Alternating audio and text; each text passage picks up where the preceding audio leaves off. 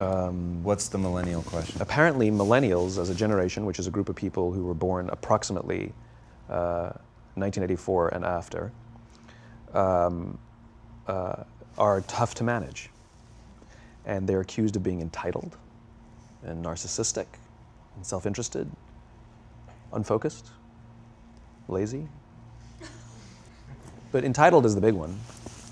And because they confound leadership so much, what's happening is leaders are asking the millennials, what do you want? And millennials are saying, we want to work in a place with purpose, love that. We want to make an impact, whatever that means. We want free food and beanbags. And so somebody articulates some sort of purpose, there's lots of free food and there's beanbags, and yet for some reason, they're still not happy. And that's because they're missing, there's a missing piece. What I've learned is that I can break it down into 4 pieces, right? There are four things, 4 characteristics. One is parenting, the other one is technology, the third is impatience, and the fourth is environment. The generation that we call the millennials, too many of them grew up subject to, not my words, failed parenting strategies, where, for example, they were told that they were special all the time. They were told that they could have anything they want in life, just because they want it, right? They were told, some of them got into honors classes, not because they deserved it, but because their parents complained. And some of them got A's, not because they earned them, but because the teachers didn't want to deal with the parents. Some kids got participation medals. You got a medal for coming in last, right? Which the science we know is pretty clear, which is it devalues the medal and the reward for those who actually work hard. And it actually makes the person who comes in last feel embarrassed because they know they didn't deserve it. So it actually makes them feel worse, right? So you take this group of people and they graduate school and they get a job and they're thrust into the real world, and in an instant they find out they're not special, their moms can't get them a promotion, that you get nothing for coming in last, and by the way, you can't just have it because you want it, right? And in an instant, their entire self-image is shattered. And so you have an entire generation that's growing up with lower self-esteem than previous generations. The other problem, to compound it, is we're growing up in a Facebook, Instagram world. In other words, we're good at putting filters on things. We're good at showing people that life is amazing even though I'm depressed, right? And so everybody sounds tough, and everybody sounds like they got it all figured out. And the reality is there's very little toughness, and most people don't have it figured out. And so when the more senior people say, well, what should we do? They sound like, this is what you got to do. And they have no clue, right? So you have an entire generation growing up with lower self-esteem than previous generations, right? Through no fault of their own, right? They were dealt a bad hand, right? Now let's add in technology. We know that engagement with social media and our cell phones releases a chemical called dopamine. That's why when you get a text, it feels good, right? So we've all had it where you're feeling a little bit down or feeling a bit lonely, and so you send out 10 texts to 10 friends, hi, hi, hi, hi, hi, because it feels good when you get a response, right? Right? It's why we count the likes. It's why we go back 10 times to see if my Instagram is growing slower, did I do something wrong? Do they not like me anymore, right? The trauma for young kids to be unfriended, right? Because we know when you get it, you get a hit of dopamine, which feels good. It's why we like it. It's why we keep going back to it. Dopamine is the exact same chemical that makes us feel good when we smoke, when we drink, and when we gamble. In other words, it's highly, highly addictive. Right? We have age restrictions on smoking, gambling, and alcohol, and we have no age restrictions on social media and cell phones, which is the equivalent of opening up the liquor cabinet and saying to our teenagers, hey, by the way, this adolescence thing, if it gets you down. But that's basically what's happening. That's basically what's happening, right? That's basically what happened. You have an entire generation that has access to an addictive, numbing chemical called dopamine through social media and cell phones as they're going through the high stress of adolescence. Why is this important? Almost every alcoholic discovered alcohol when they were teenagers. When we're very, very young, the only approval we need is the approval of our parents. And as we go through adolescence, we make this transition where we now need the approval of our peers. Very frustrating for our parents, very important for us. It allows us to acculturate outside of our immediate families into the broader tribe, right? It's a highly, highly stressful and anxious period of our lives, and we're supposed to learn to rely on our friends.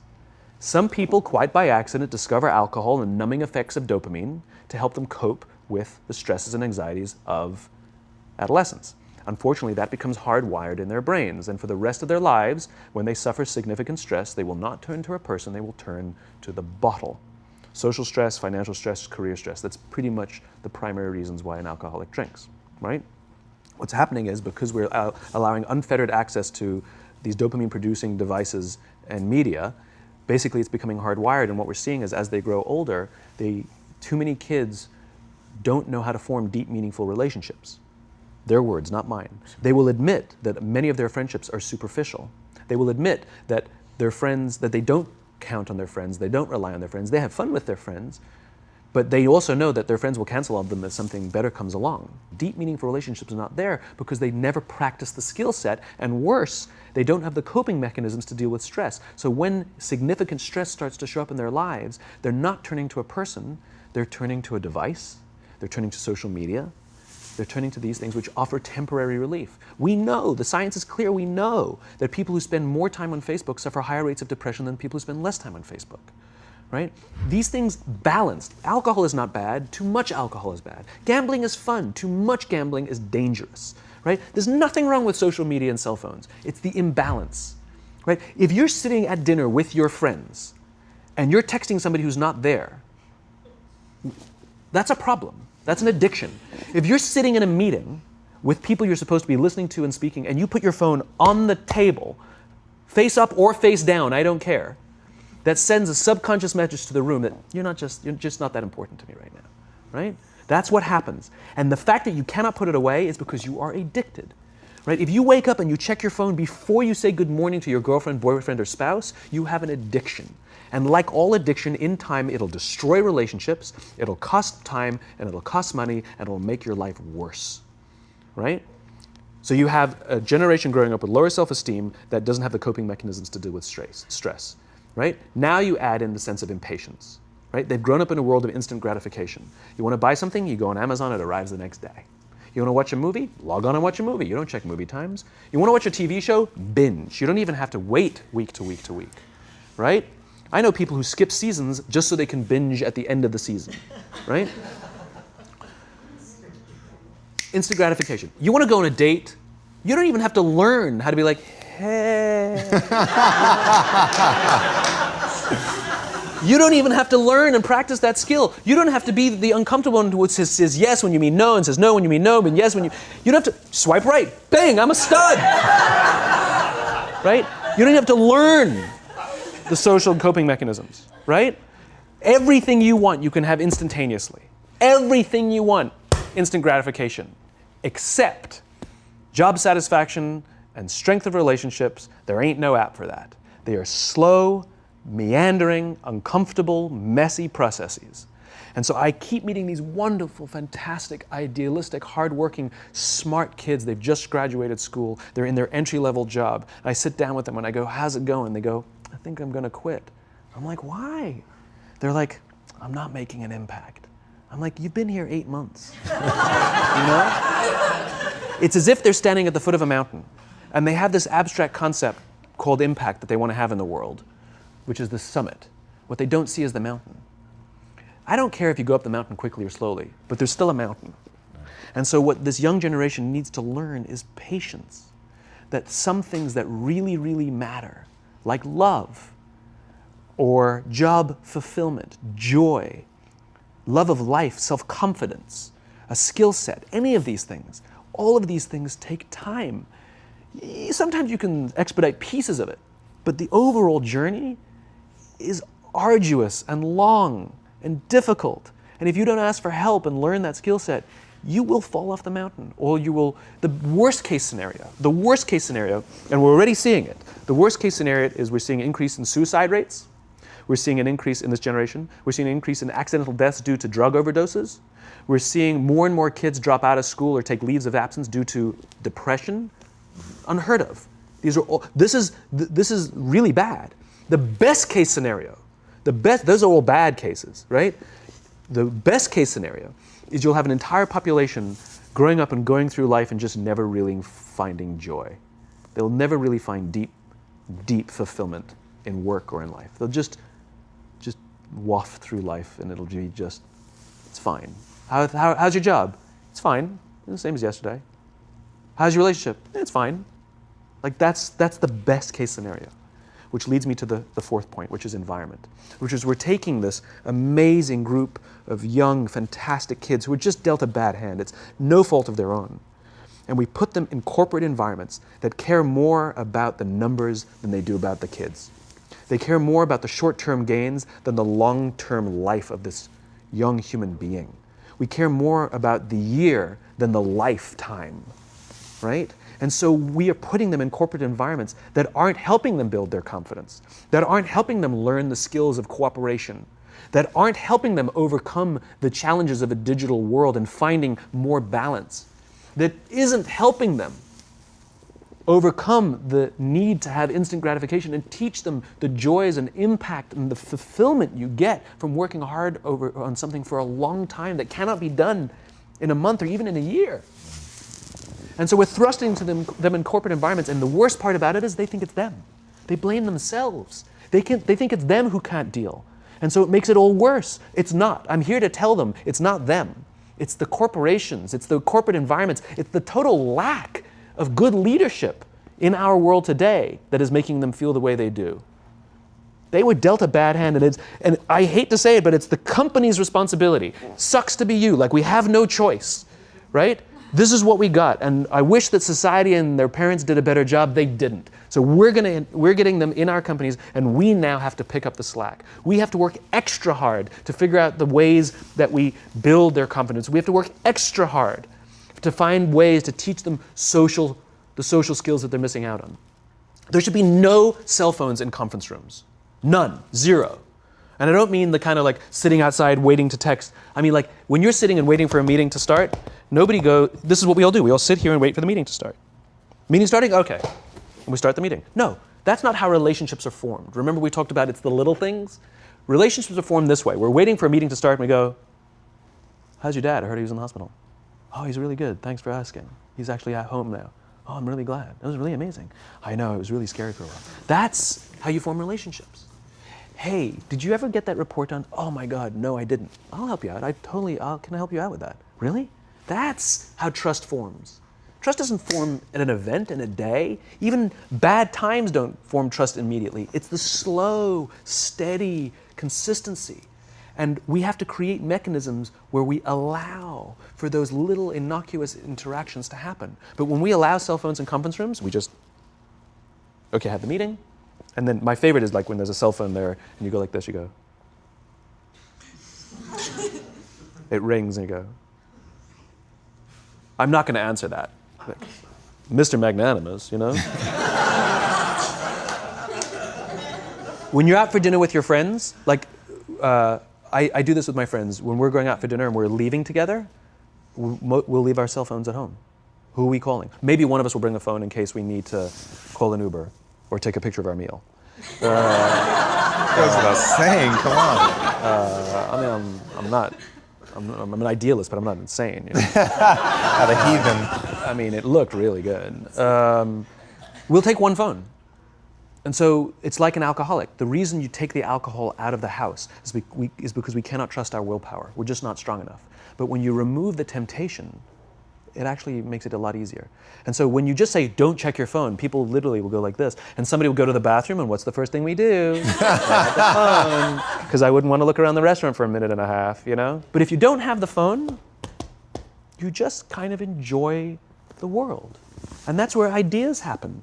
The constant engagement is not where you have innovation and ideas. Ideas happen when our minds wander and we go, and you see something, I bet they could do that. That's called innovation. Right? But we're taking away all those little moments, right? You should not, and none of us should charge our phones by our beds. We should be charging our phones in the living rooms, right? Remove the temptation. You wake up in the middle of the night because you can't sleep, you won't check your phone, which makes it worse. But if it's in the living room, it's relaxed, it's fine. But it's my alarm clock. buy an alarm clock. They cost $8, right? I'll buy you an alarm clock. So you're dealing with an addicted generation. This is a big time bomb ticking. It will get really worse, Right. okay? So combine that with the fact, so you have an addicted generation that doesn't have the skill set to ask for help. Combine with the fact that they're so good at Facebook and Instagram, they're good at putting filters on everything. So they're good at showing you how smart and strong they are. These kids who commit suicide, you go look at their Instagrams, you would have no clue that they were depressed because they're happy and they're star athletes, right? You'd have no clue because they're really good. So when we say silly things like, my door is always open, you're assuming they have the courage to come in. Combined with the fact that they're subject largely, not all, but too many, to a failed parenting strategy. Because their parents told them they were special, they could have anything they wanted, they can be anything they want, they got medals for coming in last, which by the way we know doesn't work. It devalues the medal for the one who comes in first, and the one who came in last, it makes them feel stupid because they know they didn't deserve it, right? The kids got into honors classes not because they deserved it, but because the parents complained. And some of them got good grades not because they earned them, but because the teachers didn't want to deal with the parents. And then the kids graduate college, and they get a job, and in an instant, they find out they're not special. They don't get anything for coming in last. Their parents can't get them a promotion, and you can't have whatever you want just because you want it. And in an instant, their entire self-image is shattered. And so you have an entire generation growing up with lower self-confidence than previous generations. So you have lower self-confidence than previous generations, combined with an inability to ask for help with things that you're struggling with, and you turn to social media or a device, you keep checking, you count your likes, you count your followers, and if somebody unfriends you, oh my God, it's trauma, right? The way they break up with each other is they just ghost each other, just cut each other out and stop returning texts and returning phone calls because they don't have the skill set to say, hey, it's not working out, it's not me, it's you, right? There's no closure on things, right? Combined with the fact there's an institutionalized impatience. So they've grown up in a world of instant gratification. And so the problem is, they're accused of being entitled. I don't think they're entitled at all. Not at all. I think they're impatient. I keep meeting these fantastic, smart, driven, ambitious, idealistic, fantastic kids who graduated school, they got a job, they want to make an impact in the world, and I go up to them and say, how's it going? And they say, I think I'm going to quit. I'm like, why? They're like, I'm not making an impact. I'm like, you've been here 8 months. And it's as if they see the summit of a mountain. It's as if they're standing at the foot of a mountain, they can see the summit, they can see the thing they want, I want to make an impact. What they don't see is the mountain. This large, immovable object. You can go up fast, you can go up slow, I don't care, but there's still a mountain. What they don't understand is that life, that relationships, and career fulfillment are a journey. There's no app for that. I got nothing. You gotta go through the slow, plodding, annoying, meandering process called career and life. But if they don't get it in 8 months, they go look for it somewhere else. And they don't get it, they go look for it somewhere. It's impatience. And because they don't have the skill set to ask for help, and because they feel lonely, it compounds and compounds. Solutions for this? So then Yeah. we dump them in office environments that are built on theories from the 80s and 90s that prioritizes a number before a person, and no one really cares about their confidence and their personal growth. They're just numbers on a spreadsheet. And so they enter work cultures that don't help them.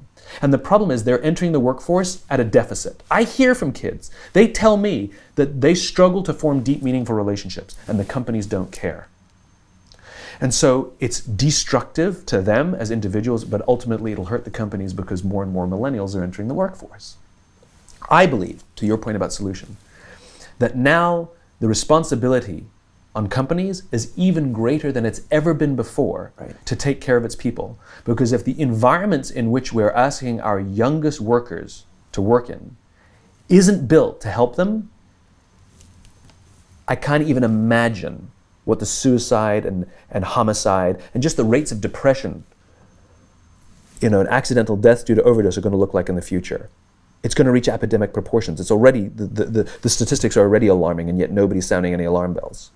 Parents have to intervene. We have to stop giving our kids free access to social media and phones at young ages. They are not ready for it. Their minds cannot cope with the dopamine. Balance is fine. You can give a kid a phone, but they can't use it in their bedroom. They can't have it at the dinner table. They can't take it to school. They can only have it up to a certain hour, and you take it away. They're children. You can take the phone away. We've got to intervene as parents. But as companies, we now have to deal with the influx of kids that are coming into our companies with addiction. Watch, I see it all the time. Walk through any office. You'll see the older employees have their phones on the sides of their computers as they're working. You'll see the youngest employees have their phones face up in front of their keyboards between their arms as they're working. And this is how they work.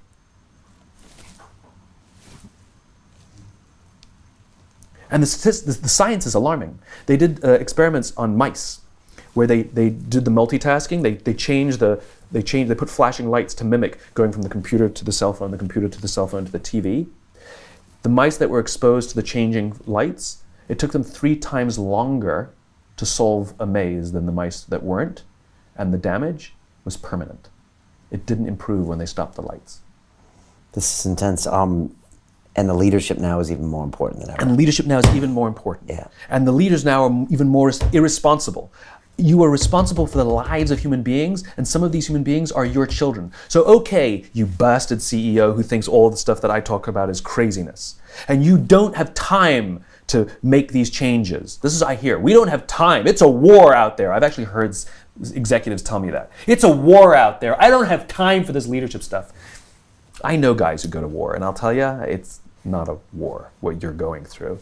You know, you tinker with money. It's not a war. You do have time for this. And if it's really that way, then what were you doing when it wasn't a war?